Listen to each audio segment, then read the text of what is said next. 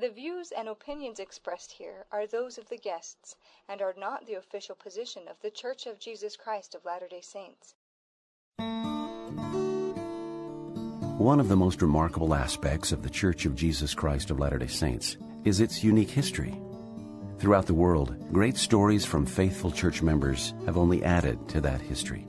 This program shares some of these incredible stories of faith, perseverance, hope, and inspiration. You're listening to Legacy. I'm your host, Nathan Wright.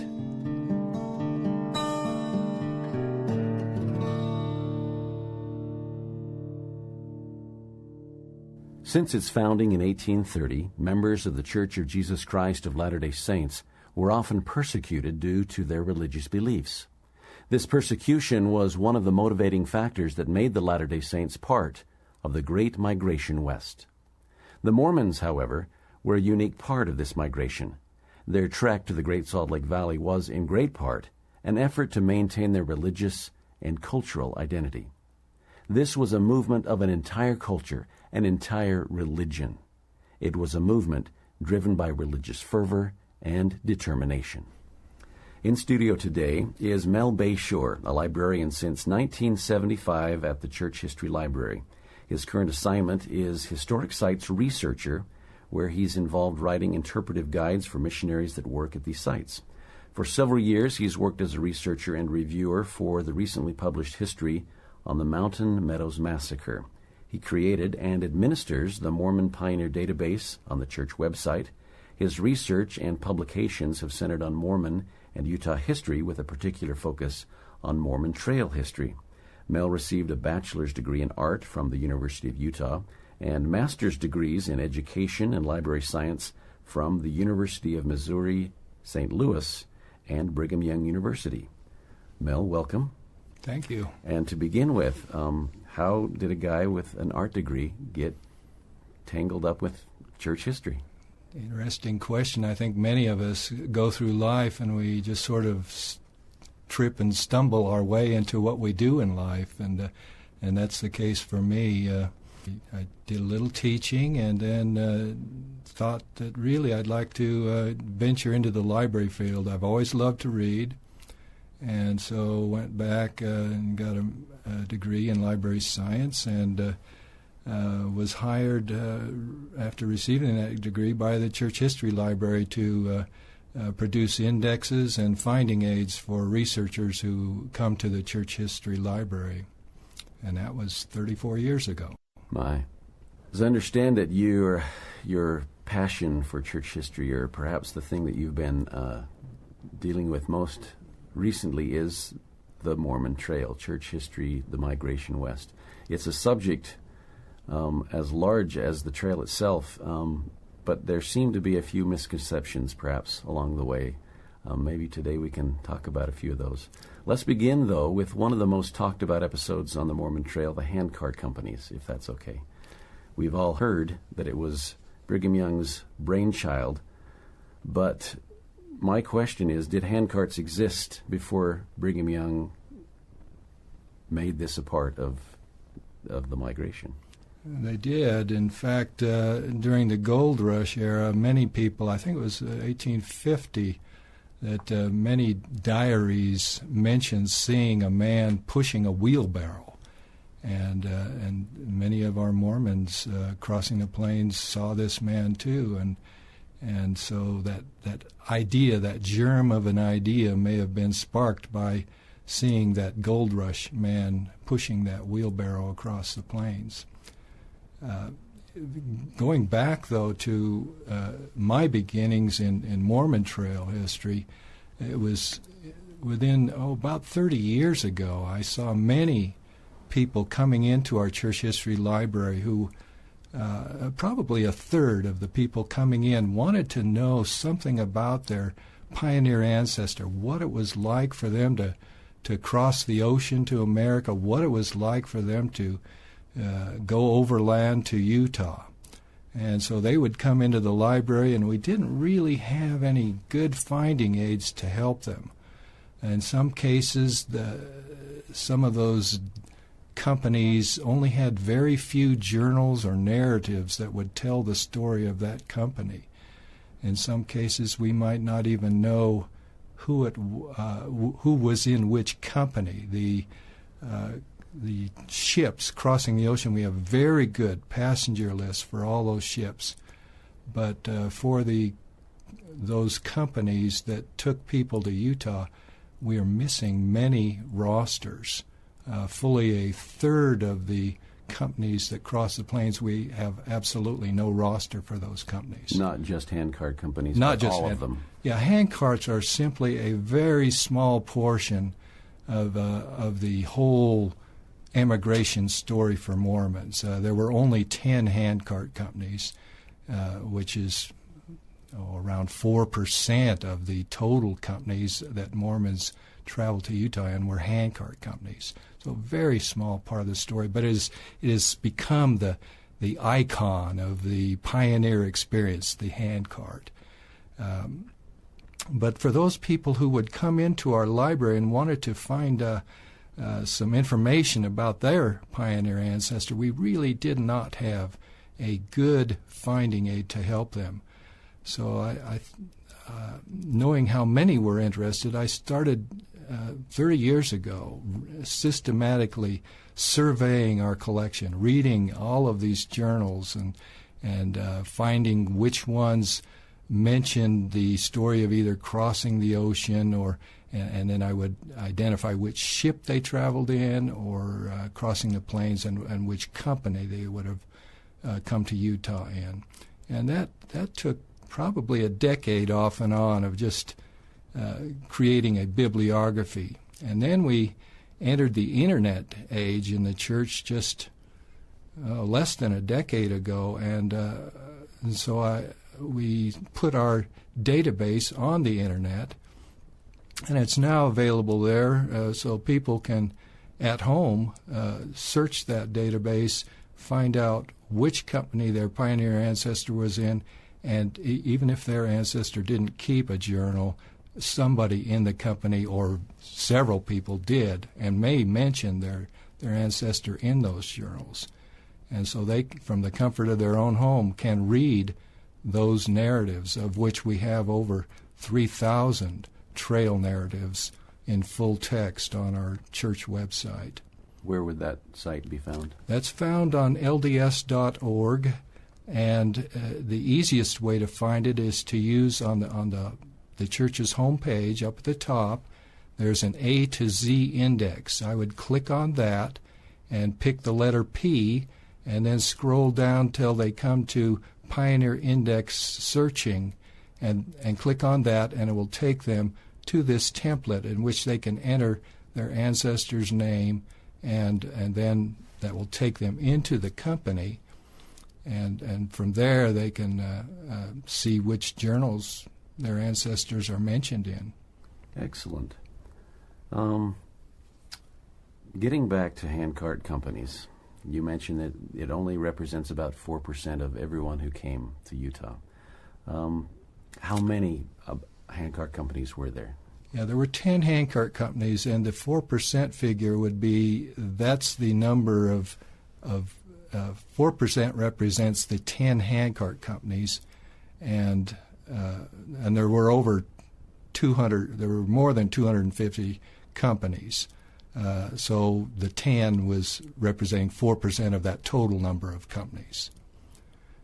And there were 3,000 people in those 10 companies, which again is a very small percentage of the total number of people who came to Utah, which it's we have to estimate because we don't have solid figures for every company, but I would estimate that somewhere in the neighborhood of 65,000 people traveled in companies to Utah between the years 1847 and 1868. Would you say the ratio in the handcart companies of men, women, and children was about the same as other wagon train companies? I can tell you that in the handcart companies, at least in the companies, the two that we so often hear about, the 1856 Willie and Martin companies, there were more women in those companies, adult women, than men, probably by about a third.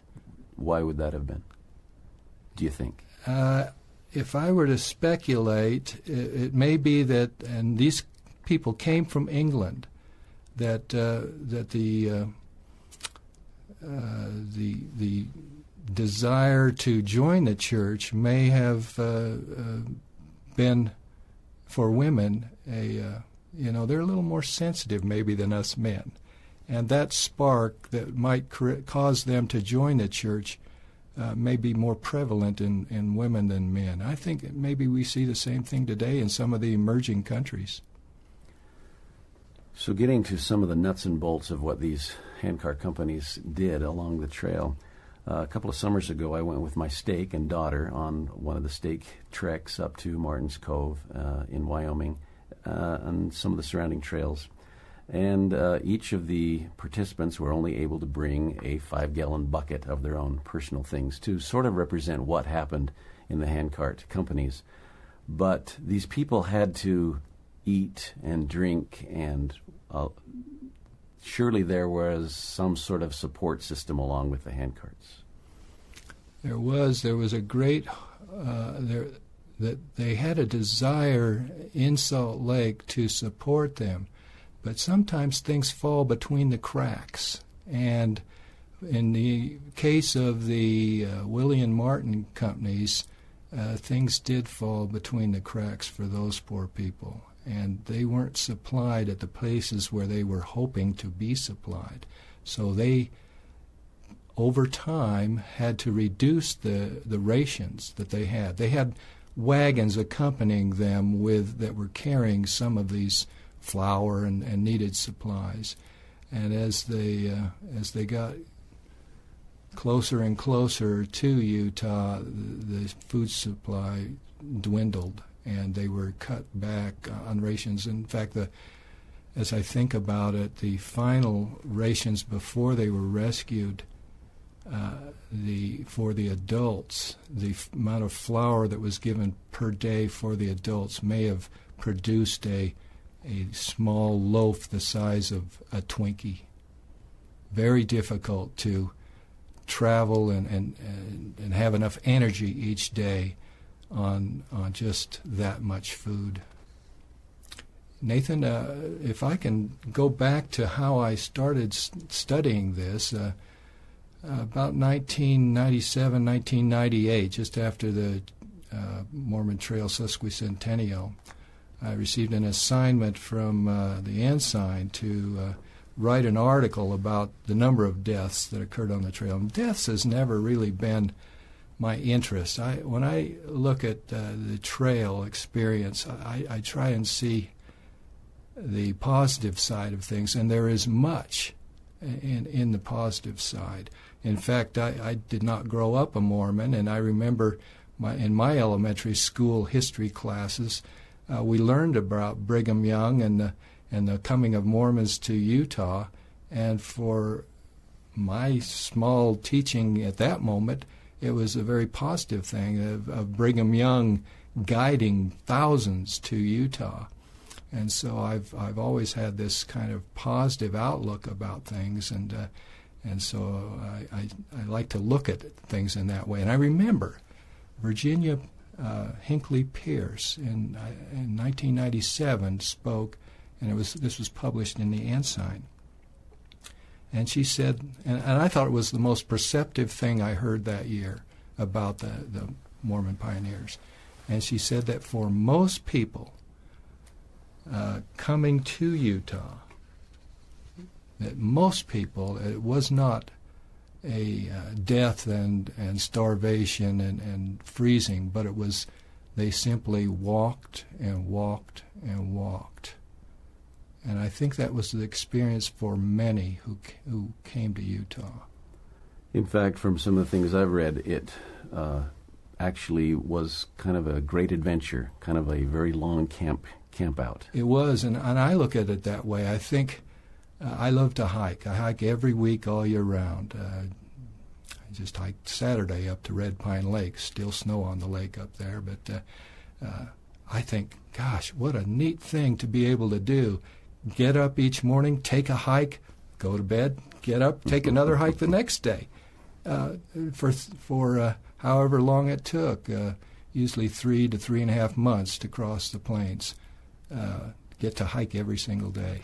So the first company, Brigham Young's initial company, they were very well prepared and knew exactly what they were in for, and so for them it probably was just a great adventure going from this point to the next and finding out what was going to be there. I think so. Arrived.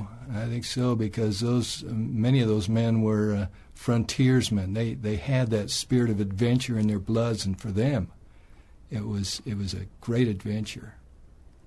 Even Wilford Woodruff, who was a fisherman, and he took his fly fishing pole and is regarded as one of the first to fly fish in the West. I've heard that. When I started this, as getting back to that initial time when I was asked to write this article, and I did write it, but I realized at the time that I could not really come up with a good figure, and that's what the ensign wanted me to do, was to tell how many people died crossing the plains in all of these Mormon companies, handcart and wagon both. But afterwards I realized that I could not do that unless I knew actually who died. And to do that, I would have to go through the diaries and the narratives and cull out the names of all of those who died crossing the plains. I had the help of some church service missionaries to do that, and this took close to 5 years to go through thousands of diaries and narratives and reports and letters and newspaper articles, coming up, putting names with those who died. And it's still something that I tabulate up to today. And in fact, at this point, I can say that there are 1,846 people that I've found that died in those 22 years of crossing the plains, and it's ever growing. It probably be something as we receive new journals and diaries that I'll learn ever more. But in that listing that I compiled, I not only identified their names, but I identified, were they a male or a female, what age were they at the time they died, where did they die, the source of that information, and then I included notes, who their parents were, the cause of their death, and now, so I initially did it simply to come up with a figure, a calculation of the number of people who died. But after I put together that compilation with the help of these missionaries, I realized that I had a database here from which I could study these different topics, not only how many died, but the causes of their death. And did more men die than women? Or at what ages were the bulk of the deaths taking place? Were children dying in greater numbers than adults? And so my database provided me with that insight.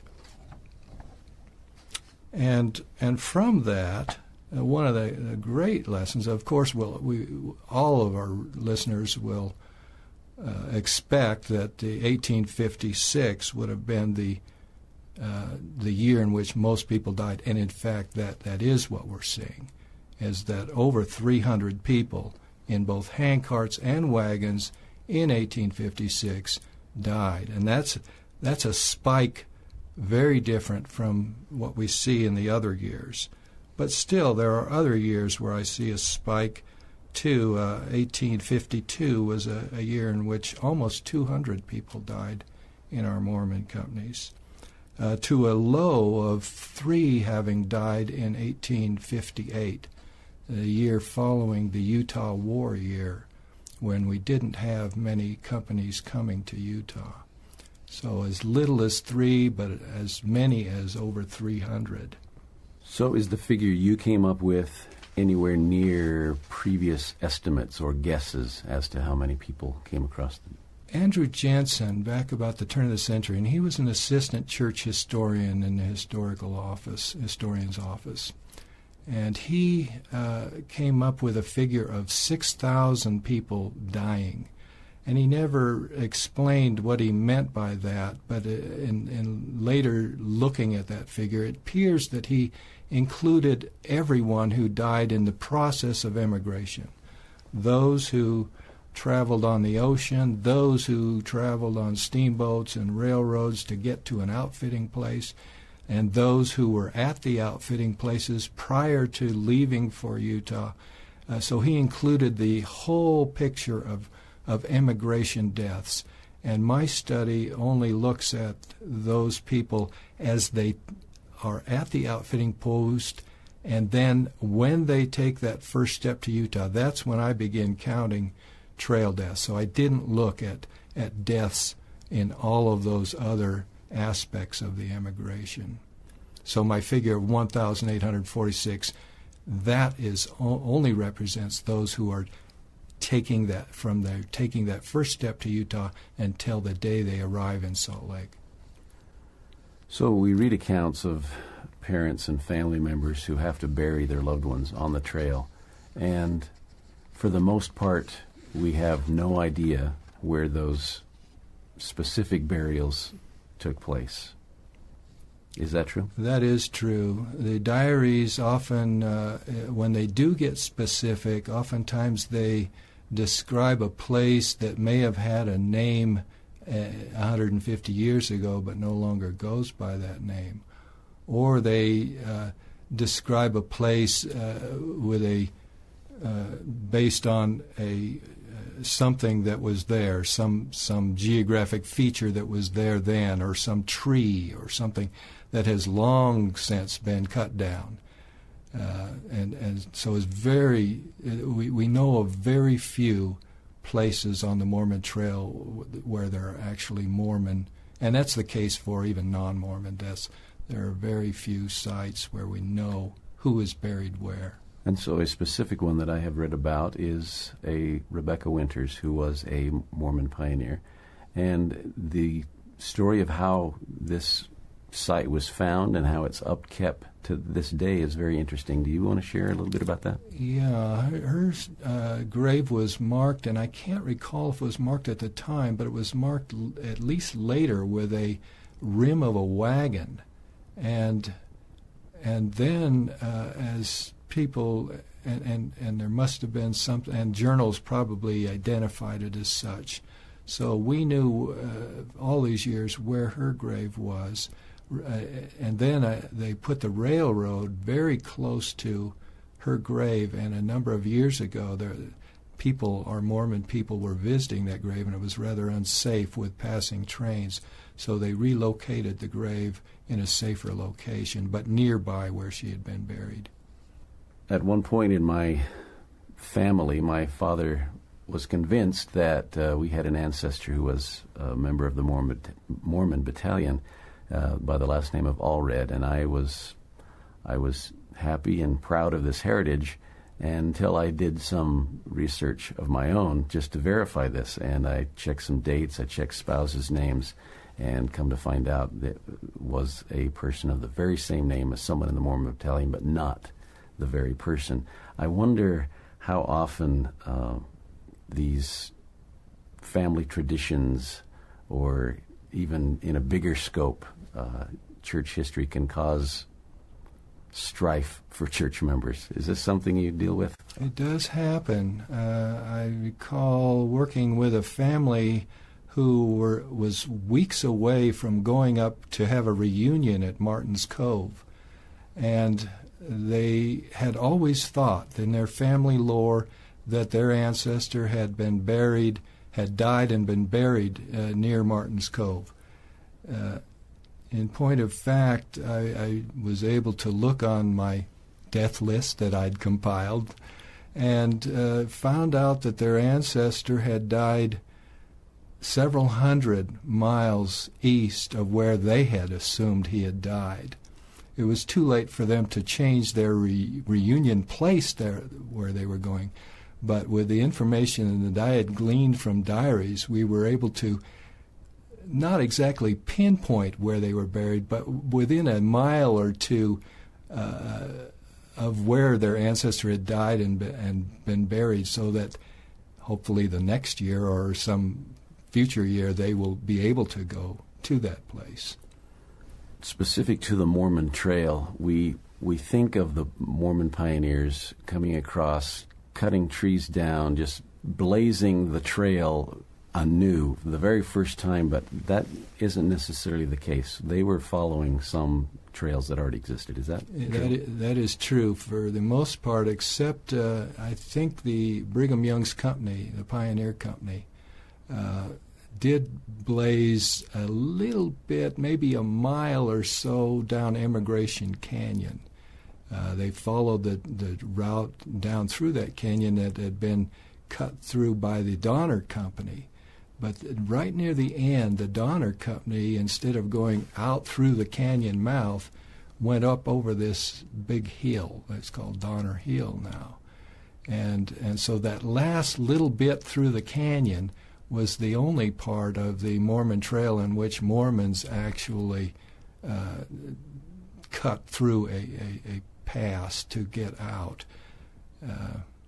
And in terms of cutting trees down, there weren't many trees to cut down out on the plains. Really, the trees were so infrequent that there was one called the Lone Tree, and it stood for a number of years out there until somebody actually did cut it down. But there were very few trees out on the plains. It wasn't until they got into the mountainous areas where they started seeing trees. What are the other trails that existed that they followed mostly? These would probably have been Indian trails, trails used by trappers and other frontiersmen. Another impression we get is that there was just one single Mormon trail. In fact, it's a kind of a spider web of trails that Mormons use. Some Mormons began going to Utah from Texas, and they went up on part of what is now referred to as the Cherokee Trail. They went up through central Colorado, and then up in southern Wyoming, hooked in. It could have been one or two different places to then join into the Mormon Trail closer over by Fort Bridger. So, and then there's another myth that the Mormons always went north of the Platte River. Brigham Young's group did, and all of those succeeding up until 1850. In 1850, there was a lot of water out on that northern part of the trail, and so all of our Mormon companies in 1850 went on the south part of the Platte River, on what's called the Oxbow variant, and then crossed over to the north part after they got a couple of 100 miles west. So the Mormon Trail is not one single path. Exactly. It's not a single path at all. It's from where you start, where each pioneer started, and some would start in the south. So it was different for them. And it would seem very strange today, I guess, if we were to see a highway sign in Texas calling it the Mormon Trail, but in fact, there was a Mormon Trail coming up from Texas. Let's talk a little bit about Section 136 of the Doctrine and Covenants, where the Lord gives Brigham Young some help on how he should get the companies organized. Yes, they were... That revelation delineates the organization that should take place in these companies, and in dividing them into hundreds and fifties and tens in a kind of an organized fashion. In those early years, they followed that revelation to a T. Later they realized, though, especially in 1848, when Brigham Young went back to winter quarters to then bring a larger groups back. The 1848 emigration is very large. His company in 1848 amounted to 1,200 people, whereas his first group in 1847, there were only over 140 in his company. They found that those larger sized companies were very unwieldy, because each time you stopped up during the evening to camp, you had to have enough feed there for your animals and enough water. And with a company the size of 1,200, that overburdened the resources.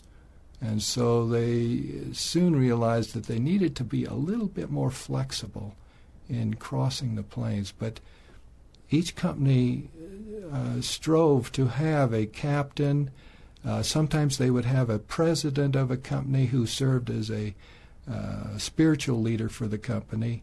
They would often have assistant captains, and they continued to have that organization up until the final year in 1868. Do we know if the ill-fated handcart companies used this organization or didn't use it, or is that even an issue with them? They had some of those elements. Yes, they did. But here I think we get the impression that that this revelation and these organizational patterns was inflexible. When in fact, Mormons are a practical people, and they saw what worked. They saw that the large sizes of the companies was not working, so they cut back on those. And usually, thereafter, we see company sizes around 250 to 300. It was a very nice sized company to have. Now the handcart companies, they were rather large. They numbered, the Martin Company had over 500 in it. So that was a sizable company. You've mentioned that historians are basically mythbusters. That's what they do. They find out the true facts of what happened. What are some of your favorite Mormon Trail myths that you love to mention to people? Well, in terms of studying this mortality in the handcart era and looking at, our impression is that, if you've been on a handcart trek, I would think that many of the teenagers on those treks come away from it hearing the stories, and then after they experience that, thinking, well, if you were a pioneer, you just simply died. But that is my studying of the matter in this statistical fashion shows that isn't really the case. I was able to see that there were, for instance, in 1856, even though we have so many deaths in those William Martin companies, if you take the William Martin companies out of the equation, the trail deaths and wagon deaths are equal.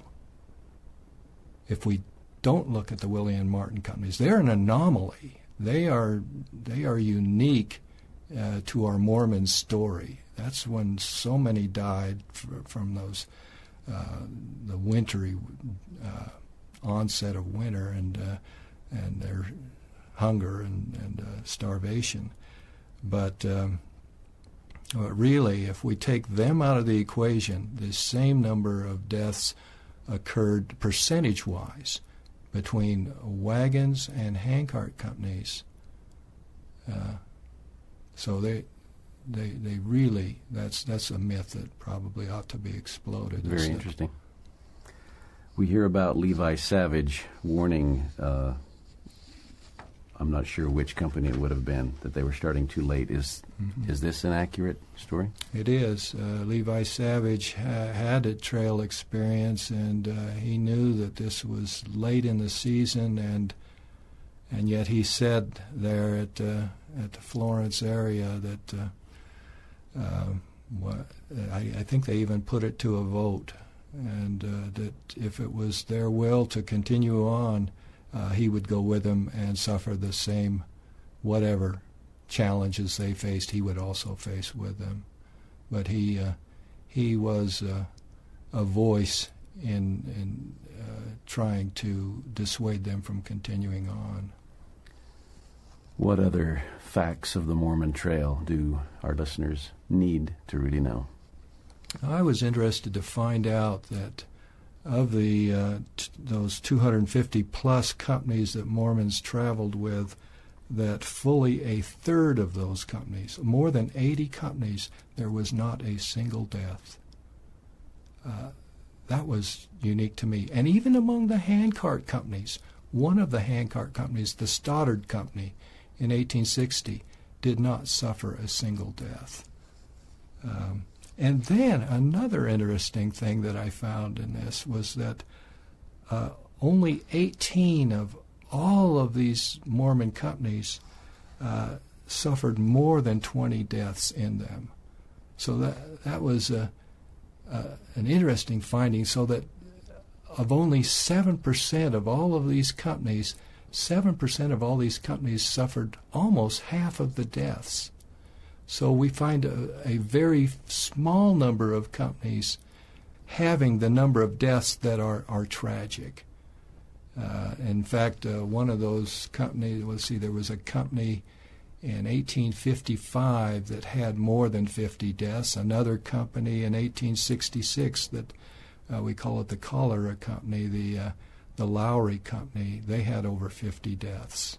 And we never hear about those companies, and yet they suffered almost as much in terms of death counts as our Willie and Martin company. There's stories still yet to be told.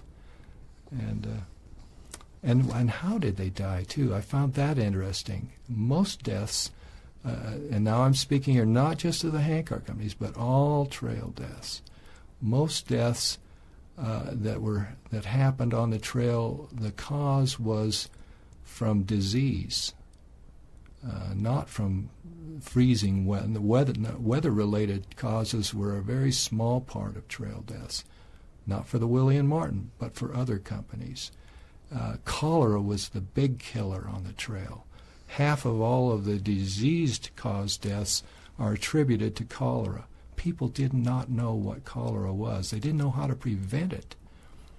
Now, cholera is caused by waterborne. It's a waterborne disease caused by poor sanitation.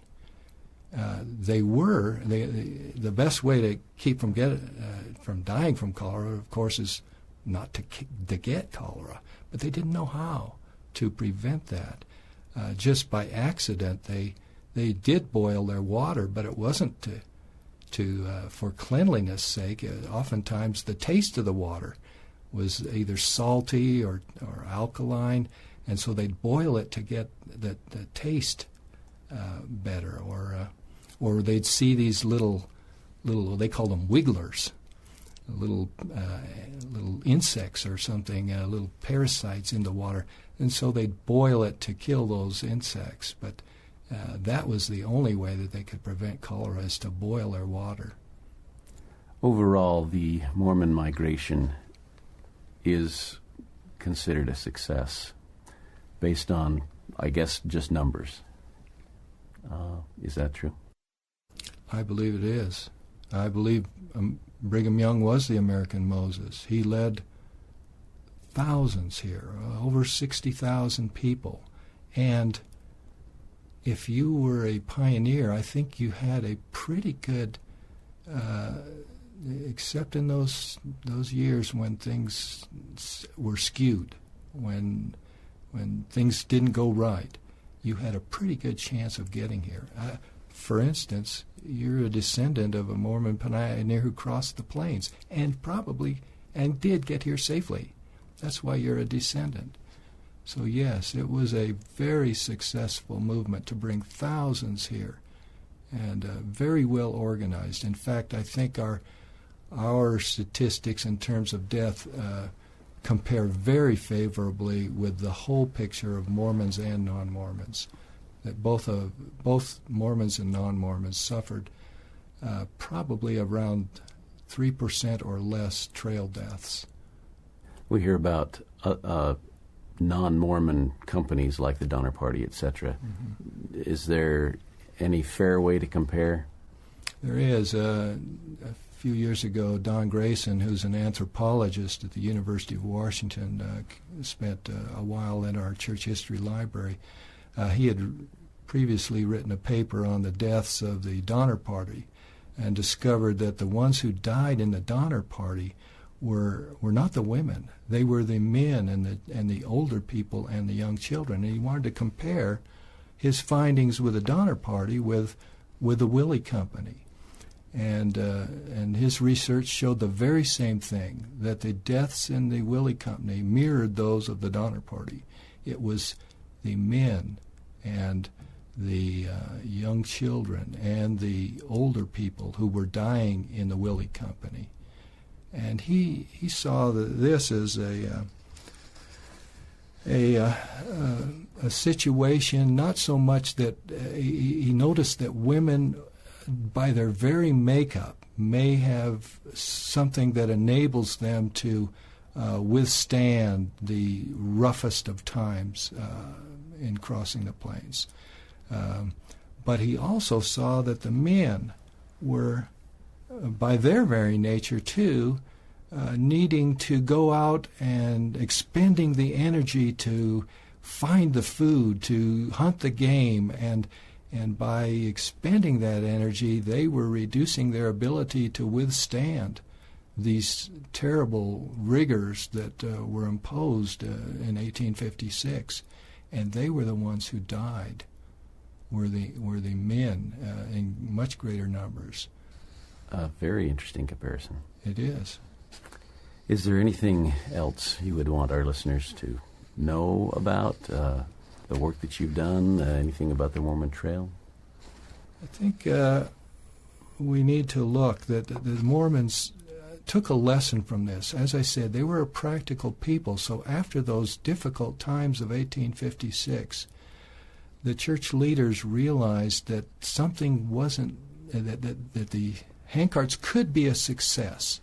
They'd shown that in the first 3 companies that had come here successfully without these terrible deaths that happened to the Willie and Martin companies. So they wanted to continue that handcart program because it was affordable for the church. They could no longer afford to go out and buy the wagons and at the outfitting posts and bring immigrants to Utah in that way, which way was changed in 1861 in a different method, or they would have out and back companies go and get these immigrants. But they realized that after 1856 that they sent letters out and said, let's construct our handcarts in a different way. Let's look at the way we did things back then and learn from these terrible things that happened. And let's not have so many old people come. And we see a drop-off in the number of old people after 1856. It's amazing to me, the number of old people who wanted to come to Utah to gather to Zion. The oldest person that I've found crossing the plains, 94 years old. Amazing that they would start out that way. And she didn't make it. But, I mean, she was 94. We find people in their 80s. There was an 80-year-old in the Bunker Company. That was one of the earlier handcart companies in 1856. 80 years old, pushing a handcart across the plains. He got here. Isn't this amazing? Simply amazing. Unbelievable. We've been talking today with Mel Bashore, a librarian and researcher with the Church History Library, and we are very grateful that you've been with us. Thank you for asking me.